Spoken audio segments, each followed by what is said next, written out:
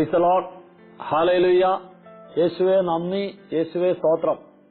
പ്രിയപ്പെട്ടവരെ, ഈ ഭൂമിയിൽ സ്വർഗം പണിയാൻ വേണ്ടി വിളിക്കപ്പെട്ടിരിക്കുന്നവരാണ് ഓരോ ഭാര്യയും ഭർത്താവും. ഈ ഭൂമിയിൽ സ്വർഗം പണിയണമെങ്കിൽ ക്രിസ്ത്യാനികളാണെങ്കിൽ വിവാഹം എന്ന കൂദാശയിലൂടെ കർത്താവ് കൂട്ടിയോജിപ്പിക്കുന്ന ഒരു സ്നേഹബന്ധത്തിലൂടെ കുടുംബജീവിതം ആരംഭിച്ചെങ്കിൽ മാത്രമേ ഇപ്രകാരം കുടുംബജീവിതം ആരംഭിക്കുന്ന ഭാര്യയ്ക്കും ഭർത്താവിനും കുടുംബജീവിതത്തിലെ ഓരോ നിമിഷവും ഈ ഭൂമിയിൽ സ്വർഗം പണിയാനായിട്ട് സാധിക്കുള്ളൂ. നമുക്കറിയാം, സഭയിൽ പ്രധാനമായും 7 കൂദാശകളാണുള്ളത്. കൂദാശ എന്ന് പറയുമ്പോൾ അദൃശ്യമായ പ്രസാദവരത്തെ നമുക്ക് നൽകുന്ന ദൃശ്യമായ അടയാളം. ഓരോ കൂദാശയിലൂടെയും ദൈവത്തിന്റെ കൃപയും ദൈവത്തിന്റെ വരപ്രസാദവും ദൈവത്തിന്റെ ചൈതന്യവും മനുഷ്യന്റെ കണ്ണുകൊണ്ട് കാണാവുന്ന അടയാളങ്ങളിലൂടെ ദൈവം മനുഷ്യർക്ക് നൽകുന്നു. ഇതാണ് യഥാർത്ഥത്തിൽ കൂദാശ എന്ന് പറയുക. അപ്പോൾ 7 കൂദാശകൾ: മാമോദീസ, തൈർലേപനം, കുർബാന, കുമ്പസാരം, രോഗിലേപനം, തിരുപ്പട്ടം, വിവാഹം. ഈ 7 കൂദാശകളിൽ ഞാൻ പറയും, ഏറ്റവും പ്രധാനപ്പെട്ട കൂദാശ വിവാഹം എന്ന കൂദാശയാണ്. എന്തുകൊണ്ടാണ് 7 കൂദാശകളിൽ വിവാഹം എന്ന കൂദാശയാണ് പ്രധാനപ്പെട്ട കൂദാശ എന്ന് പറയാൻ കാരണം വിവാഹം എന്ന കൂദാശ ഇന്ന് നിർത്തി എന്ന് വിചാരിക്കുക എങ്കിൽ മറ്റ് 6 കൂദാശകളും സ്വീകരിക്കാനായിട്ട് ആൾക്കാരുണ്ടാകുകയില്ല. അപ്പോൾ ഒരു വ്യക്തിയെ സൃഷ്ടിക്കുന്ന, രൂപപ്പെടുത്തുന്ന അതിവിശുദ്ധവും ശ്രേഷ്ഠവുമായിട്ടുള്ള കൂദാശയാണ് വിവാഹം എന്ന കൂദാശ. ഭാര്യ ഭർത്താവ് വിവാഹമെന്ന കൂദാശയിലേക്ക് പ്രവേശിക്കുന്ന സ്ത്രീ അല്ലെങ്കിൽ പുരുഷൻ വിവാഹം എന്ന കൂദാശയിലേക്ക് പ്രവേശിക്കുമ്പോൾ അവര് രണ്ടുപേരും മനസ്സിലാക്കണം, ഏറ്റവും പ്രധാനപ്പെട്ട ഒരു കൂദാശയാണ് സ്വീകരിക്കുന്നത്. ഏറ്റവും പ്രധാനപ്പെട്ട ഒരു കൂദാശയാണ് സ്വീകരിക്കുന്നതെങ്കിൽ ആ കൂദാശയുടെ പരിശുദ്ധിയിലും പവിത്രതയിലും ഓരോ നിമിഷവും ജീവിക്കുവാനും വളരുവാനും തയ്യാറാകുമ്പോഴാണ് അവരുടെ ദാമ്പത്യ ജീവിതം അല്ലെങ്കിൽ കുടുംബജീവിതം സ്വർഗീയ ആനന്ദം കൊണ്ട് നിറയുക. എന്ന് ശ്രദ്ധിക്കൂ, ഇങ്ങനെയുള്ള ഒരു ഭാര്യയും ഭർത്താവും തങ്ങളുടെ സമർപ്പണ ജീവിതത്തിൽ, ദാമ്പത്യ ജീവിതത്തിൽ ജന്മം നൽകുന്ന ഓരോ കുഞ്ഞും ജനിക്കുന്നത് ഭൂമിയിലെ സ്വർഗത്തിലാണ്. അവര് ജനിക്കുന്നത് ഭൂമിയിലെ സ്വർഗത്തിലാണെങ്കിൽ ഈ കുഞ്ഞ് വളരുന്നതും വലുതാകുന്നതും ഭാവി നിശ്ചയിക്കുന്നതുമെല്ലാം ഈ സ്വർഗീയമായ ആനന്ദത്തിലായിരിക്കും. പ്രിയപ്പെട്ടവരെ, ഇന്ന് മക്കൾ എവിടെയെങ്കിലൊക്കെ വഴിതെറ്റുന്നുണ്ടെങ്കിൽ, അല്ലെങ്കിൽ ലോകത്തിന്റെയോ പാപത്തിന്റെയോ തിന്മയുടെ വഴിയിലൂടെ പോകുന്നുണ്ടെങ്കിൽ അതിന്റെ എല്ലാം പ്രധാനപ്പെട്ട ഒരു കാരണം, അല്ലെങ്കിൽ പിന്നിൽ കിടക്കുന്ന പ്രധാനപ്പെട്ട ഒരു കാരണം ഈ അപ്പന്റെയും അമ്മയുടെയും ഭാര്യയുടെയും ഭർത്താവിന്റെയും പരിശുദ്ധമായ ജീവിതത്തിൽ, അല്ലെങ്കിൽ വിവാഹമെന്ന കൂദാശയിലൂടെ സ്വീകരിച്ചിരിക്കുന്ന ആ പരിശുദ്ധിയിൽ സംഭവിക്കുന്ന അശുദ്ധിയാണ്, അയോഗ്യതയാണ്, കുറവുകളാണ്. അതുകൊണ്ട് വിവാഹമെന്ന കൂദാശയിലൂടെ ദാമ്പത്യ ജീവിതം, കുടുംബജീവിതം നയിക്കുന്ന ഓരോ ഭാര്യയും ഭർത്താവും ദൈവത്തിന്റെ വചനം കേട്ടുകൊണ്ടിരിക്കുമ്പോൾ മനസ്സിലാക്കണം, തങ്ങളുടെ ജീവിതത്തിലെ ഏറ്റവും പ്രധാനപ്പെട്ട വിവാഹമെന്ന കൂദാശ സ്വീകരിച്ചിരിക്കുന്ന അവര് ഈ കൂദാശയുടെ പരിശുദ്ധിയിൽ ദൈവത്തിന്റെ കൃപകളാൽ കൂടുതൽ കൂടുതൽ ഓരോ ദിവസവും നിറയാൻ വേണ്ടി പരിശ്രമിക്കണം. Praise the Lord, praise the Lord. അപ്പോൾ ഞാൻ പറഞ്ഞ ഒന്നാമത്തെ കാര്യം, ഓരോ ഭാര്യയും ഭർത്താവും തങ്ങൾ സ്വീകരിച്ചിരിക്കുന്ന വിവാഹമെന്ന കൂദാശ, ഈ കൂദാശയാണ് മരണം വരെ തങ്ങളെ ഒന്നിപ്പിച്ചിരിക്കുന്നത്. ഈ ഒന്നിപ്പിച്ചിരിക്കുന്ന വിവാഹമെന്ന കൂദാശയുടെ പരിശുദ്ധിയിൽ എന്നും എപ്പോഴും നിലനിൽക്കാനും വളരാനും തയ്യാറാകണം. രണ്ടാമത്തെ കാര്യം, വിവാഹം എന്ന വാക്ക് തന്നെ രണ്ട് വാക്കുകളിൽ നിന്നാണ് വരുന്നത്. ഒന്ന് വി, രണ്ട് വാഹം. വി എന്ന് പറഞ്ഞാൽ വിശുദ്ധമായത്, വാഹം എന്ന് പറഞ്ഞാൽ വഹിക്കുക, അല്ലെങ്കിൽ ചുമക്കുക, അല്ലെങ്കിൽ സ്വീകരിക്കുക. അപ്പോൾ വിവാഹം എന്ന വാക്കിന്റെ അർത്ഥം തന്നെ വിശുദ്ധമായതിനെ ചുമക്കുക, വിശുദ്ധമായതിനെ സ്വീകരിക്കുക, വിശുദ്ധമായതിനോടൊപ്പം ജീവിക്കുക എന്നാണ്. രണ്ട് ഭവനങ്ങളിലും രണ്ട് സ്ഥലങ്ങളിലും ആയിരുന്ന ഒരു സ്ത്രീയും പുരുഷനും കർത്താവിന്റെ അൾത്താരുടെ മുമ്പിലേക്ക് വിവാഹമെന്ന കൂദാശ സ്വീകരിക്കാനായിട്ട് വരികയും ഈ വിവാഹമെന്ന കൂദാശയിലൂടെ മരണം വരെ കൂട്ടിയോജിപ്പിക്കുകയും ചെയ്യുമ്പോൾ ഒരു ഭാര്യ എന്താ മരണം വരെ മനസ്സിലാക്കേണ്ടത്? എന്റെ ജീവിതത്തിൽ എനിക്ക് ഏറ്റവും വിശുദ്ധമായ ഒരു വ്യക്തിയാണ് കർത്താവ് ഭർത്താവായി തന്നിരിക്കുന്നത്. ഭർത്താവ് എന്താ ചിന്തിക്കേണ്ടത്? ഭർത്താവ് ചിന്തിക്കണം, എന്റെ ജീവിതത്തിൽ എനിക്ക് ഏറ്റവും വിശുദ്ധയായ ഒരു വ്യക്തിയാണ് ഭാര്യയായിട്ട് തന്നിരിക്കുന്നത്. ശ്രദ്ധിച്ചു നോക്കിയേ, ജീവിത പങ്കാളികൾ ഭാര്യയും ഭർത്താവും എന്നും എപ്പോഴും തങ്ങളുടെ ജീവിതത്തിൽ ദൈവം നൽകിയിരിക്കുന്ന ഈ ജീവിത പങ്കാളി ഏറ്റവും വിശുദ്ധമാണ് എന്ന് കരുതിയാൽ ഭർത്താവിൽ അല്ലെങ്കിൽ ഭാര്യയിൽ കുറ്റങ്ങളുണ്ടാവും, കുറവുകളുണ്ടാവും, പോരായ്മകളുണ്ടാവും, ബലഹീനതകളുണ്ടാവും, വീഴ്ചകളുണ്ടാവും.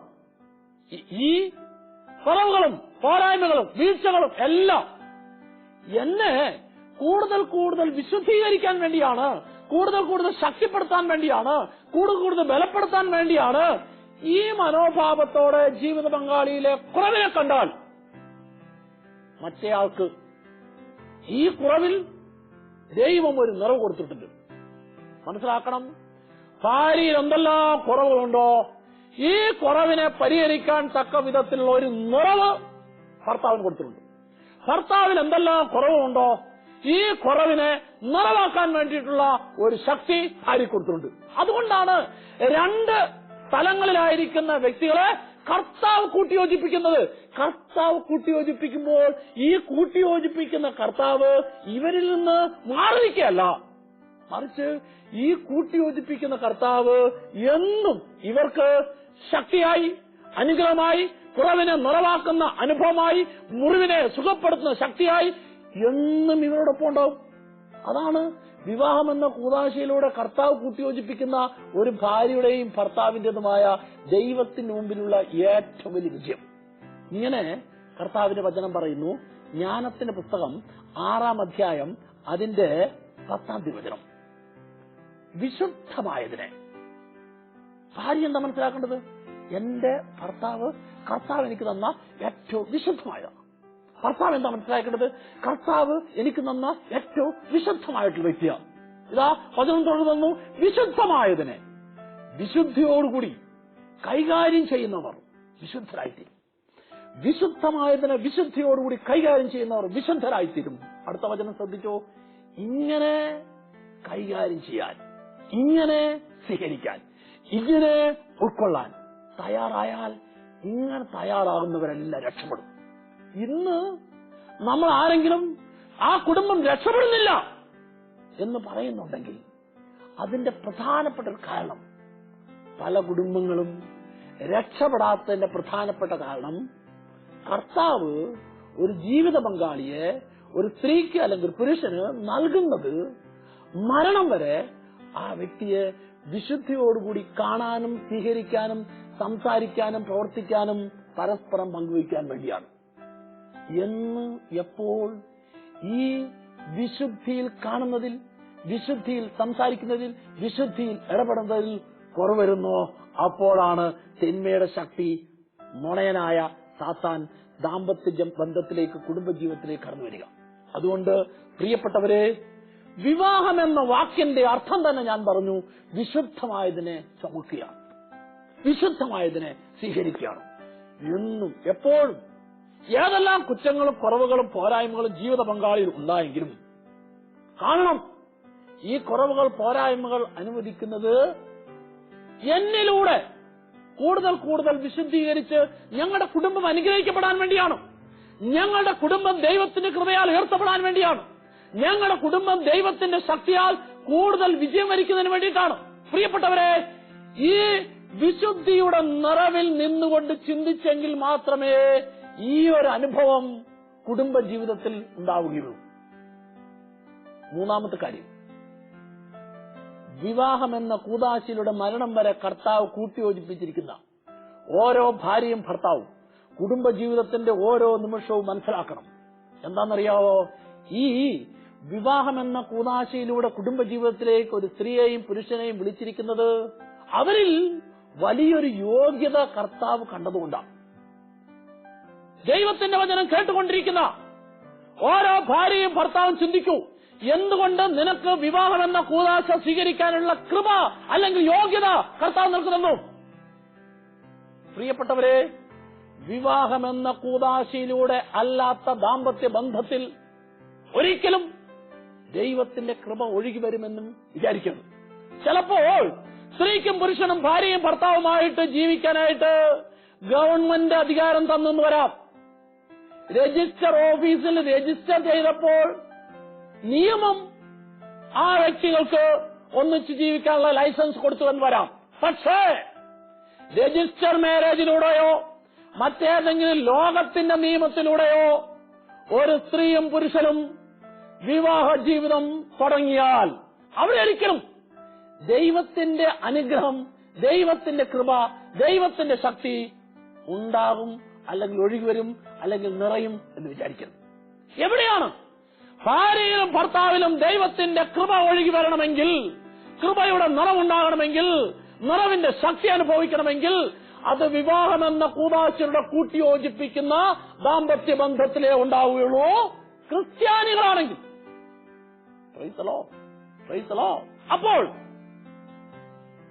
ഞാൻ പറഞ്ഞു വരുന്നത്, വിവാഹമെന്ന കൂദാശയിലേക്ക് ഒരു സ്ത്രീയെയും പുരുഷനെയും ദൈവം വിളിക്കാൻ കാരണം ആ സ്ത്രീയിലും പുരുഷനിലും ദൈവം അവിടുത്തെ കൃപ കണ്ടതുകൊണ്ടാണ്.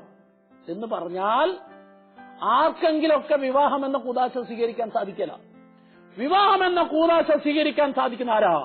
വിവാഹമെന്ന കൂദാശയിലുള്ള വിളി ലഭിക്കുന്ന ആർക്കാ? അത് കൃപ ലഭിച്ചവർക്കേ ഈ വിളി ലഭിക്കുള്ളൂ. അപ്പോൾ വിവാഹമെന്ന കൂദാശ സ്വീകരിക്കാനുള്ള യോഗ്യത എന്താ? യോഗ്യത ദൈവത്തിന്റെ കൃപ ഒരു സ്ത്രീയിൽ ഒരു പുരുഷനിൽ നിറഞ്ഞു എന്നുള്ളതാണ്. നിറഞ്ഞത് ദൈവം കണ്ടു എന്നുള്ളതാണ്. പ്രിയപ്പെട്ടവരെ, ദൈവപുത്രന്റെ മാതാവാകാൻ പരിശുദ്ധ കന്യാമറിയത്തെ ദൈവം എന്തുകൊണ്ട് തെരഞ്ഞെടുത്തു? ലൂക്കായുടെ സുവിശേഷം 1:28 മറിയത്തിൽ ദൈവത്തിന്റെ കൃപ നിറഞ്ഞത് ദൈവം കണ്ടു. അതുകൊണ്ടാണ് ദൈവത്തിന്റെ ദൂതൻ വന്ന് മറിയത്തെ ഇങ്ങനെ അഭിസംബോധന ചെയ്തത്, ദൈവകൃപ നിറഞ്ഞവളെ സുസ്തി. ദൈവപുത്രന്റെ മാതാവാകാനുള്ള വിളി മറിയത്തിന് ലഭിക്കാൻ കാരണം, മറിയത്തെ അതിനെ തെരഞ്ഞെടുക്കാൻ കാരണം, മറിയത്തിൽ ദൈവത്തിന്റെ കൃപ നിറഞ്ഞത് ദൈവം കണ്ടതുകൊണ്ടാണ്. ശ്രദ്ധിക്കൂ, മറിയത്തിൽ നിറഞ്ഞ അതേ ദൈവകൃപ തന്നെ ഒരു സ്ത്രീയിലും പുരുഷനിലും നിറയുന്നത് ദൈവം കണ്ടതുകൊണ്ടാണ് ഒരു സ്ത്രീയെയും പുരുഷനെയും വിവാഹമെന്ന കൂദാശയിലൂടെ മരണം വരെ ഒന്നിച്ചു ജീവിക്കുവാൻ, പരസ്പരം ബന്ധിതരായി ജീവിക്കുവാൻ ദൈവം തെരഞ്ഞെടുക്കാൻ കാരണം. അപ്പോൾ ഇപ്രകാരം വിവാഹമെന്ന കൂദാശ സ്വീകരിച്ച് കുടുംബജീവിതം നയിക്കുന്ന ഓരോ ഭാര്യയും ഭർത്താവും കുടുംബജീവിതത്തിൽ മരണം വരെ ചിന്തിക്കേണ്ടത്, ശ്രദ്ധിക്കേണ്ടത്, പ്രാധാന്യം കൊടുക്കേണ്ടത് എന്തിനാണെന്നറിയാവോ?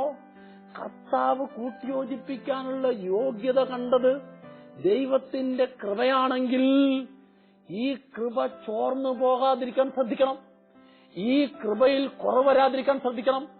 ഈ കൃപ കൂടുതൽ കൂടുതൽ വർദ്ധിപ്പിക്കാനായിട്ട് ശ്രദ്ധിക്കണം. നിങ്ങൾ മനസ്സിലാക്കിയേ.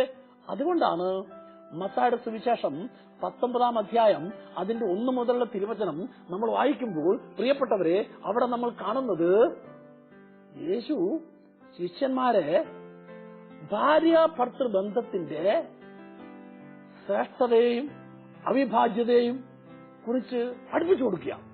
അവര് ഭാര്യ ഭർത്തൃ ബന്ധത്തിന്റെ ആ പരിശുദ്ധിയെ, ആ ശ്രേഷ്ഠതയെ, അതിനെക്കുറിച്ച് കേട്ട് കഴിഞ്ഞപ്പോൾ ശിഷ്യന്മാർ യേശുവിനോട് ചോദിച്ചു, ഭാര്യ ഭർത്തൃ ബന്ധം ഇത്രമാത്രം ബുദ്ധിമുട്ടുള്ളതാണെങ്കിൽ, പ്രയാസമുള്ളതാണെങ്കിൽ വിവാഹം കഴിക്കാതിരിക്കുന്നതല്ലേ നല്ലത്?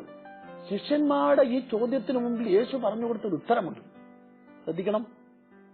മത്തായിയുടെ സുവിശേഷം 19 അധ്യായം 11 തിരുവചനം. ഇങ്ങനെയാണെങ്കിൽ വിവാഹം കഴിക്കാതിരിക്കുന്നതല്ലേ കൂടുതൽ നല്ലത് എന്ന ശിഷ്യന്മാരുടെ ചോദ്യത്തിന് മുമ്പിൽ യേശു ഇങ്ങനെ ഉത്തരം പറഞ്ഞു, കൃപ ലഭിച്ചവർക്കല്ലാതെ വേറെ ആർക്കും ഇത് മനസ്സിലായില്ല. കൃപ ലഭിച്ചവർക്കല്ലാതെ വേറെ ആർക്കും ഇത് വിജയപ്രദമായി പൂർത്തിയാക്കാൻ സാധിക്കില്ല. വിവാഹം, വിവാഹ ജീവിതം, അതിലൂടെ ആരംഭിക്കുന്ന കുടുംബജീവിതം വിജയപ്രദമായി ഓരോ ദിവസവും മുമ്പോട്ട് നയിക്കണമെങ്കിൽ ഇതിന് കാരണമായി ദൈവം കണ്ട ദൈവത്തിന്റെ കൃപ, ആ കൃപ ചോർന്നു പോകാതെ ആ കൃപ കൂടുതൽ കൂടുതൽ വർദ്ധിപ്പിച്ച് ആ കൃപയിൽ നിറഞ്ഞ് ജീവിക്കാൻ തയ്യാറാണ്. എന്ന് നിങ്ങൾ മനസ്സിലാക്കിക്കേ പ്രിയപ്പെട്ടവരെ. ഭാര്യയിലും ഭർത്താവിലും ദൈവത്തിന്റെ കൃപയാണ് അവരെ തമ്മിൽ കൂട്ടിയോജിപ്പിക്കാൻ, വിവാഹമെന്ന കൂദാശ സ്വീകരിച്ച് കുടുംബജീവിതം ആരംഭിക്കാനായിട്ട് കർത്താവ് കണ്ടതെങ്കിൽ, കൃപയിൽ ജീവിക്കുന്ന ഭാര്യയും ഭർത്താവും, ഈ കൃപയിൽ ജീവിക്കുന്ന ഭാര്യയ്ക്കും ഭർത്താവിനും കർത്താവ് നൽകിയിരിക്കുന്ന പരിശുദ്ധമായ ലൈംഗികത എന്ന കഴിവിനെ കൃപയുടെ നിറവിൽ പ്രിയപ്പെട്ടവരെ അവര് സ്നേഹപൂർവ്വം സമർപ്പിക്കുമ്പോൾ, ശ്രദ്ധിച്ചേ, കൃപയുടെ നിറവായിരുന്ന പരിശുദ്ധ അമ്മ ലോകത്തിന് നൽകിയത് ദൈവത്തിന്റെ പുത്രനെയാണ്, യേശുവിനെയാണ്. ഈ കൃപയുടെ നിറവിലായിരിക്കുന്ന ഭാര്യയും ഭർത്താവും സ്നേഹത്തിന്റെ പൂർണ്ണതയിൽ സമർപ്പിക്കുമ്പോൾ ഈ സമർപ്പണത്തിലേക്ക് ദൈവം വെച്ചുകൊടുക്കുന്ന ഓരോ കുഞ്ഞും മറ്റൊരു ഈശോയാണ്. നിന്റെ മകൻ, മകൾ ഈശോയുടെ ചൈതന്യത്തിലും ഈശോയുടെ രൂപത്തിലും ഈശോയുടെ ഭാവത്തിലും വളരണമെങ്കിൽ, സഹോദര സഹോദരി, ഭാര്യമാരെ, ഭർത്താക്കന്മാരെ, നിങ്ങൾ കൃപയുടെ നിറവിൽ ജീവിക്കുന്ന വ്യക്തിയാണ്. അതുകൊണ്ട് ഓരോ ഭാര്യയും ഭർത്താവും എന്താ ശ്രദ്ധിക്കേണ്ടത്? ഞങ്ങളെ ഈ ജീവിതത്തിലേക്ക്, ഈ കൂദാശ സ്വീകരിക്കാനായിട്ട് ദൈവം തെരഞ്ഞെടുത്തത് കൃപയുടെ നിറവ് കണ്ടതുകൊണ്ടാണ്. അതിനാൽ കൃപയുടെ നിറവ് ചോർന്നു പോകുന്ന ഒരു വാക്ക്, ഒരു പ്രവൃത്തി, ഒരു പെരുമാറ്റം, ഒരു ഇടപെടൽ എന്റെ ജീവിതത്തിൽ ഉണ്ടാവുകയില്ല, എന്റെ വാക്കുകളിൽ ഉണ്ടാവുകയില്ല, എന്റെ പ്രവൃത്തികളിൽ ഉണ്ടാവുകയില്ല എന്ന് ഓരോ ഭാര്യയും ഭർത്താവും കുടുംബജീവിതത്തിൽ ഓരോ നിമിഷവും ചിന്തിക്കണം, തീരുമാനമെടുക്കണം, അതിനനുസരിച്ച് ജീവിക്കാൻ തയ്യാറാണ്. Praise the Lord, praise the Lord, hallelujah. ഇനി ശ്രദ്ധിക്കൂ, കർത്താവ് നൽകിയിരിക്കുന്ന ഈ കൃപയുടെ നിറവാണ് നിന്നെ ഈ ജീവിതത്തിലേക്ക് കടന്നു വരാൻ നിനക്ക് യോഗ്യത കണ്ടതെങ്കിൽ, ഈ കൃപയുടെ നിറവിൽ എന്നും എപ്പോഴും വളരണമെങ്കിൽ, ജീവിക്കണമെങ്കിൽ പ്രിയപ്പെട്ടവരെ മനസ്സിലാക്കേണ്ട, സ്വീകരിക്കേണ്ട ഒന്നാമത്തെ വചനം ഉൽപ്പത്തി പുസ്തകം 2 അധ്യായം 18 തിരുവചനം. ഓരോ ഭാര്യനെയും ഭർത്താവിനെയും നോക്കി കർത്താവ് പറയുന്നു, മനുഷ്യൻ ഏകനായിരിക്കുന്നതല്ല. നിന്റെ പേര് ചൊല്ലി നിന്നോട് പറയുന്നു, നീ ഏകനായിരിക്കുന്നത്, നീ ഏകയായിരിക്കുന്നത് നല്ലതല്ല. നിനക്ക് ചേർന്ന ഇണയെ ഞാൻ നൽകും. Praise the Lord. കർത്താവിന്റെ ഈ വാക്കിനകത്ത്, ഈ വചനത്തിൽ 3 കാര്യങ്ങളുണ്ട്. ഒന്ന്, ഒരു ഭാര്യ, ഒരു ഭർത്താവ് വിവാഹമെന്ന കൂദാശയിലൂടെ കൂട്ടിയോജിപ്പിക്കുന്ന നിമിഷം മുതൽ മരണം വരെ ചിന്തിക്കേണ്ട ഒന്നാമത്തെ കാര്യം എന്താണെന്നറിയാവോ? ഈ ഭർത്താവിനെ, ഈ ഭാര്യനെ എനിക്ക് കർത്താവ് തന്നതാ. ഈ ഭർത്താവിനെ, ഈ ഭാര്യനെ എനിക്ക് കർത്താവ് തന്നതാ. ശ്രദ്ധിക്ക്, എന്താ കർത്താവ് തന്നാലുള്ള പ്രത്യേകത? കർത്താവ് തന്നാലുള്ള പ്രത്യേകത, കർത്താവിന് ഒരിക്കലും തെറ്റുപറ്റുകയില്ല. രണ്ടാമത്തെ പ്രത്യേകത, കർത്താവ് തരുന്നത് നന്മയായിട്ടുള്ളതേ തരൂ, സ്നേഹമായിട്ടുള്ളതേ തരൂ, ചേർന്നതിനെ തരൂ. അപ്പോൾ ഒന്നാമത്, ഇത് എനിക്ക് കർത്താവ് തന്നതാണ്. ഈ കർത്താവ് തന്ന വ്യക്തിയിൽ ഏതെങ്കിലും കുറവോ പോരായ്മയോ ഉണ്ടെങ്കിൽ എനിക്ക് അതിനെക്കുറിച്ച് അഭിപ്രായം പറയാൻ എന്തധികാരം? അപ്പോഴോ കർത്താവ് തന്നതിൽ ഏതെങ്കിലും കുറവോ പോരായ്മ ഉണ്ടെങ്കിൽ നീ ആ കുറവിലേക്കും പോരായ്മയിലേക്കും നോക്കാതെ കർത്താവ് തന്നതാണ് എന്ന് മനസ്സിലാക്കി സ്നേഹത്തോടുകൂടി കൈകാര്യം ചെയ്താൽ, സ്നേഹത്തോടുകൂടി ജീവിച്ചാൽ, സ്നേഹത്തോടുകൂടി പെരുമാറിയാൽ കർത്താവ് നീ കുറവുണ്ടെന്ന് പറയുന്നതിനെ അനുഗ്രഹമാക്കി മാറ്റും. നിന്റെ കുടുംബത്തിൽ വലിയ ദൈവാനുഗ്രഹം നൽകാനുള്ള അടയാളമാക്കി ആ വ്യക്തിയെ ദൈവം മാറ്റും. ക്രൈസ്തവോ, ആ വചനത്തിലെ രണ്ടാമത്തെ കാര്യം, ഇത് ഏറ്റവും ചേർന്നതാണ്. നിന്റെ ജീവിത പങ്കാളി നിനക്ക് ഏറ്റവും ചേർന്നതാണ്. ഇത് ആര് പറഞ്ഞു? ലോകത്തിലെ മനുഷ്യ വ്യക്തികളല്ല. ശ്രദ്ധിക്കൂ, നീ ഈ ലോകത്തിലെ നടന്നു പോകുമ്പോൾ ചിലപ്പോൾ നിന്റെ അയൽവക്കക്കാരായിരിക്കാം, ബന്ധത്തിലുള്ള വ്യക്തിയായിരിക്കാം, ജോലി മേഖലയിലെ വ്യക്തിയായിരിക്കാം. നിന്റെ നിറവും നിന്റെ അറിവും നിന്റെ കഴിവും വെച്ച് നോക്കുമ്പോൾ നിന്റെ ആ ജീവിത പങ്കാളി അത്ര ചേർന്നതാണെന്ന് തോന്നുന്നില്ല. സഹോദര, സഹോദരി, ഇത്തരത്തിലുള്ള ഏതെങ്കിലും കമന്റ്സ്, ഇത്തരത്തിലുള്ള ഏതെങ്കിലും അഭിപ്രായം കേൾക്കുമ്പോൾ നീ ഉടനെ തിരിച്ചറിയണം, അത് സാത്താൻ നിന്റെ കുടുംബ ജീവിതത്തെ തകർക്കാൻ വേണ്ടി കൊണ്ടുവരുന്ന നുണയാണെന്ന്. എന്താണെന്നറിയാവോ? ഈ ലോകത്തിലെ ഒരു മനുഷ്യ വ്യക്തിക്കും കർത്താവ് കൂട്ടിയോജിപ്പിച്ചിരിക്കുന്ന ഒരു ദാമ്പത്യ ജീവിതത്തിൽ ഭാര്യയും ഭർത്താവിനും അത്ര ചേർന്നതാണോ എന്ന് പറയാനുള്ള അഭിപ്രായമില്ല. എന്താണെന്നറിയാവോ? ചേർന്നതിനെ കർത്താവ് തരൂ. മനുഷ്യര് ഏതെല്ലാം അവന്റെ കണ്ണുകൊണ്ട് അവളുടെ കണ്ണുകൊണ്ട് ഏതെല്ലാം കുറവുണ്ടെന്ന് പറയുന്നോ അവിടെയല്ല, മറിച്ച് ദൈവം ചേർന്നതിനെ തരൂ. അതിനാൽ ഏറ്റവും ചേർന്നതാണ് എന്ന് മരണം വരെ ഓരോ ഭാര്യയും ഓരോ ഭർത്താവും തന്റെ ജീവിത പങ്കാളിയെ കുറിച്ച് ഉറപ്പിക്കണം. മൂന്നാമത്തെ കാര്യം, ആ വചനത്തിലെ ഈ വ്യക്തി അല്ലാതെ എന്ന് പറഞ്ഞാൽ വിവാഹം എന്ന കൂദാശയുടെ കർത്താവ് എനിക്ക് തന്നിരിക്കുന്ന ഈ ജീവിത പങ്കാളി അല്ലാതെ ഞാന് ഈ ഭൂമിയിൽ എവിടെയെല്ലാം പോയി അന്വേഷിച്ചാലും എനിക്ക് ഇതല്ലാതെ വേറൊരു വ്യക്തിയെ എന്റെ കർത്താവിന് തരാനായിട്ട് സാധിക്കില്ല എന്ന് ഉള്ളിൽ ഉറപ്പിക്കണം. ഈ വ്യക്തി അല്ലാതെ വേറൊരു വ്യക്തിയെ എനിക്ക് എന്റെ കർത്താവിന് തരാനായിട്ട് സാധിക്കില്ല. ചിലപ്പോഴൊക്കെ ഞാൻ ചിലരൊക്കെ ഇങ്ങനെ പറയുന്നത് കേട്ടിട്ടുണ്ട്. എന്താണെന്നറിയാവോ? ഞാൻ അങ്ങനെ വിദേശത്ത് ആ ജോലിയിൽ ഞാൻ അവധിക്ക് വന്നപ്പോൾ പല പ്രാവശ്യം കല്യാണാലോചന വന്നു. പല പ്രാവശ്യം ആലോചിച്ചിട്ടും സാധിച്ചില്ല. അങ്ങനെ അവസാനം ഞാന് അങ്ങ് സമ്മതിച്ചെന്നേ ഉള്ളൂ. എന്ന് പറഞ്ഞാൽ എനിക്ക് കുറേയും കൂടെയൊക്കെ സമയം കിട്ടി, പല സ്ഥലത്ത് കുറേയും കൂടെയൊക്കെ അന്വേഷിച്ചിട്ടുണ്ടെങ്കിൽ ഇപ്പോൾ കിട്ടിയിരിക്കുന്ന നിന്നേക്കാൾ നല്ലൊരു ഭാര്യനെ, നല്ലൊരു ഭർത്താവിനെ കിട്ടിയേനെ എന്ന് എപ്പോഴെങ്കിലും ഏതെങ്കിലും ഭാര്യയോ ഭർത്താവോ പറഞ്ഞിട്ടുണ്ടെങ്കിൽ അത് ഏറ്റവും വലിയൊരു നുണയാണ്. എന്താ കാരണം എന്നറിയാവോ? കർത്താവ് നിനക്ക് തന്നിരിക്കുന്ന ഇപ്പോൾ നിന്നോടൊപ്പമുള്ള ഈ ജീവിത പങ്കാളി അല്ലാതെ നീ ഏതെല്ലാം സ്ഥലത്ത് പോയി എത്ര സമയമെടുത്ത് ആരെ കൊണ്ടൊക്കെ അന്വേഷിപ്പിച്ചാലും നിനക്ക് വേറൊന്നിനെ കിട്ടാൻ പോകുന്നില്ല. എന്താ കാരണം? ഇത് ദൈവം തന്നതാണ്. ഇത് ഏറ്റവും ചേർന്നതാണ്. ഈ ചേർന്നതിനെ ദൈവം തന്നെങ്കിൽ ഈ വ്യക്തി അല്ലാതെ വേറൊരു വ്യക്തിയെ എനിക്ക് എന്റെ ദൈവത്തിന് തരാനായിട്ട് സാധിക്കില്ല എന്ന ഉറപ്പ് എന്നും എപ്പോഴും ഉള്ളിലുണ്ടാകണം. ഈ ഉറപ്പ് എന്നും എപ്പോഴും ഉള്ളിലുണ്ടായെങ്കിൽ മാത്രമേ കർത്താവിന്റെ കരങ്ങളിൽ നിന്ന് നീ സ്വീകരിച്ചിരിക്കുന്ന ഈ ജീവിത പങ്കാളിയിൽ അനുഗ്രഹത്തിന്റെ അഭിഷേകത്തോടുകൂടി ഭൂമിയിൽ സ്വർഗം പണിതുകൊണ്ട് നിന്റെ കുടുംബ ജീവിതം മുമ്പോട്ട് പോകാൻ സാധിക്കുള്ളൂ. കർത്താവേ, ഇന്നലകളിൽ എന്റെ ദാമ്പത്യ ജീവിതത്തിൽ, എന്റെ കുടുംബ ജീവിതത്തിൽ ഏതെങ്കിലും വിധത്തിൽ എന്റെ ജീവിത പങ്കാളിയെക്കുറിച്ച് കുറവുകളോ പോരായ്മകളോ കണ്ട് ഞാൻ പരാതി പറഞ്ഞെങ്കിൽ, ഞാൻ അതിനോർത്ത് നൊമ്പരപ്പെട്ടെങ്കിൽ, ഞാൻ ഓർത്ത് നിരാശപ്പെട്ടെങ്കിൽ, ഇതാ കർത്താവേ, ഞാനിപ്പോൾ ശ്രമിച്ച ദൈവത്തിന്റെ വചനത്തിന് മുമ്പിൽ അതിനെ മുഴുവൻ അടിയറ വെച്ചിട്ട് ഞാനൊരു തീരുമാനമെടുക്കുന്നു. ഇന്നു മുതൽ എന്റെ കുടുംബ ജീവിതം ഈ ഭൂമിയിൽ സ്വർഗമാക്കി മാറ്റാൻ തക്ക വിധത്തിൽ അവിടുന്ന് എന്നിൽ പ്രവർത്തിക്കണമേ. കർത്താവേ, വിവാഹമെന്ന കൂദാശ സ്വീകരിക്കുന്നതിന് വേണ്ടി അവിടുത്തെ കൃപയാണ് എന്നെ അതിനൊരുക്കിയതെങ്കിൽ, ഇന്നലകളിൽ ആ കൃപ എവിടെയെങ്കിലും ചോർന്നു പോയെങ്കിൽ ചോർന്നുപോയ കൃപയെ അവിടുന്ന് വീണ്ടും കൂട്ടിത്തന്ന് നിറയ്ക്കണമേ. എന്റെ കുടുംബ ജീവിതത്തെ അനുഗ്രഹിക്കണമേ.